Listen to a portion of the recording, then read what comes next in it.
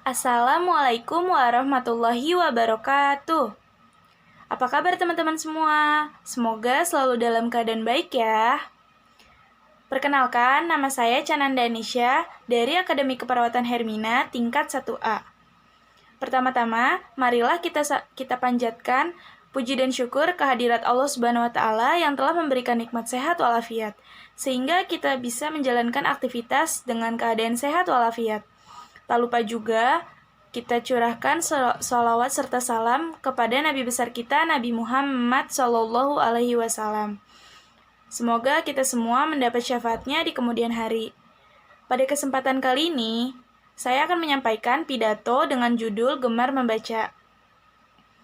Teman-teman sekalian, pada awalnya membaca seringkali ditafsirkan sebagai suatu kegiatan yang membosankan.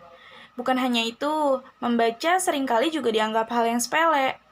Namun, kenyataannya membaca memiliki banyak manfaat. Salah satunya yang pertama, manfaat dari membaca yaitu kita bisa terhindar dari kebodohan. Yang kedua, kita bisa terhindar dari rasa malas. Yang ketiga, kita bisa mengembangkan tutur kata kita agar lebih fasih dalam membaca. Dan yang paling penting, membaca bisa memberikan informasi dan pengetahuan baru, bukan hanya untuk kita, melainkan untuk orang lain.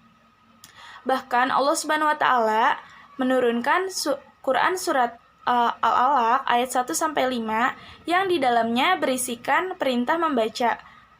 Demikian akan saya bacakan Quran surat Al-Alaq ayat 1-5 beserta terjemahannya. A'udzu billahi minasyaitonir rajim. Bismillahirrahmanirrahim. Iqra bismi rabbikal ladzi khalaq. Khalaqal insana min 'alaq. Iqra wa rabbukal akram. Allazi 'allama bil qalam. 'Allamal insana ma lam ya'lam. Artinya, bacalah dengan menyebut nama Tuhanmu yang menciptakan. Dia menciptakan manusia dari segumpal darah. Bacalah dan Tuhanmu lah yang maha pemurah, yang mengajarkan melalui perantara kolam. Dia mengajarkan kepada manusia apa yang tidak diketahuinya. Shadaqallahul azim.